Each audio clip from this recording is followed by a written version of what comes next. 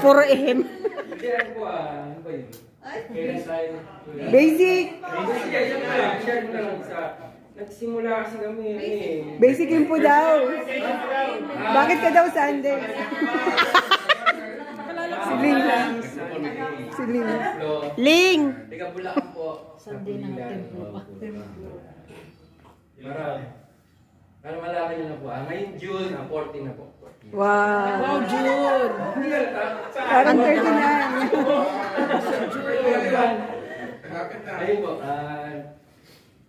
Ano ba? Una po ay, ano ba? Yun na ba? Sabihin ko ng... Sige na, malaki pa na yung... Huwag nyo kasing i-interrupt. Simula po kami yan eh. Nawawala tuloy. 1991, ganyan po siguro. Oh. Basta ganun po. Una, magulang po muna eh. Nagsimula po sa magulang, kasi sama-sama lang sa malaking gawain, tsaka sa chapter. At yung dalit lang po, kasama kahit saan mapunta, basta sa gawain. Puro sa gawain lang po. Hanggang sa pagtagal sa gawain, tuloy-tuloy na yung pag-join. Nagsimula ako,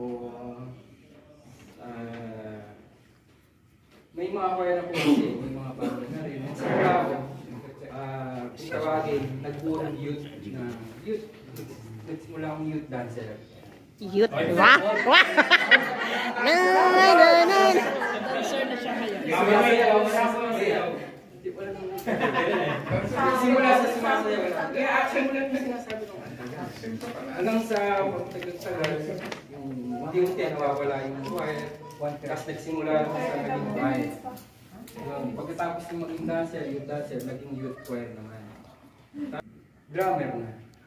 Tuloy-tuloy na drummer sa iba't ibang gawain. Ginagamit na ako ni Lord hanggang sa nakarating na rin ako ng Diocese ng Pampanga, mga outreach sa Pampanga, tapos mga outreach sa Bulacan, Diocese ng Bulacan. Hanggang sa tumutugtog na rin sa malaking gawain sa Amdel. At ano ba? Ang ministry. Alam na yun kung sa ministry namin. Sino ka daw before and after? Nagsimula kasi ako sa mas maliit pa. Literal na maliit pa. Literal na maliit. Naglilingkod na po ako, pero hindi pa ganun ka-seryoso kasi siyempre bata pa, yung mga ganyan, estudyante. Kumbaga, naglilingkod ka, pero yung ano mo, yung isip mo, yung kumbaga sabi nila, nasa mundo pa. Hindi pa ganun ka, umaaten, sumasama, pero yung ano mo, nasa mundo pa rin. Hanggang sa rin ako, pag tagal-tagal, yung nga, nagsasabi ko ba yung nakaka-attend na ng mga Bible study, Bible sharing, yung sabi nung sa kaka-attend ng mga retreat, CLSS, hanggang sa dumating yung point na natandaan ko, sabi niya, nandito ka na, naglilingkod ka. Diba? Nagpagal ka na. Nagpagal. Commercial. Kahit mo na. Totoo, kung mas seryosoin mo na yung paglilingkod. Hindi naman sabi, hindi naman para sa... Yung ginagawa ako, hindi para sa kwenta. Amen. Sabi nga, sa dulo nun, sa pagkakaan mo, dating natin na magkikita tayo sa... Amen. Amen. Pero ba?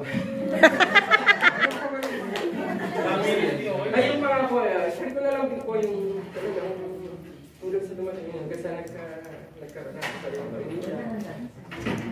Tuloy-tuloy pa rin naman po sa gawain. King ka rin? Doon ko po narahas ko. Yung pagsulubok. Doon po nagsabi. So,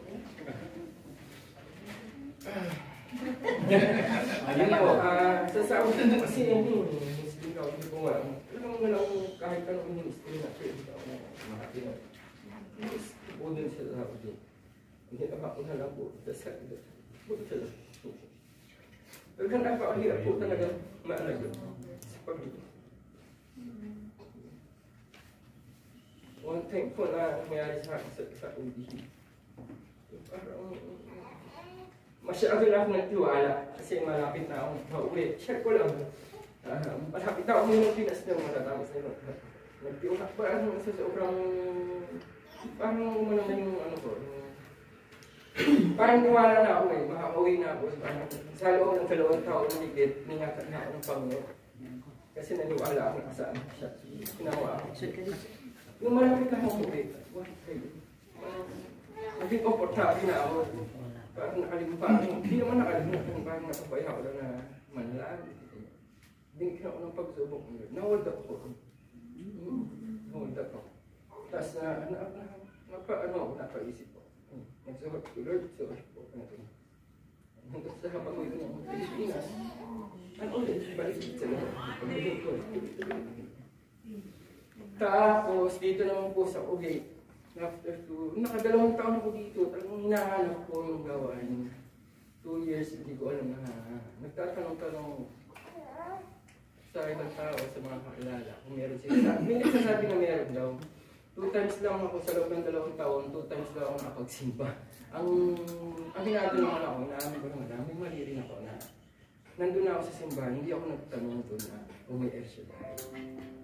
Hanggang sa nagbakasyon ako ng UAE, yun, na-experience ko ulit makatid yung gawain. Natinda ko dyan anniversary sa UAE. Nagtanong ako, sa Kuwait ba, may gawain, may issue?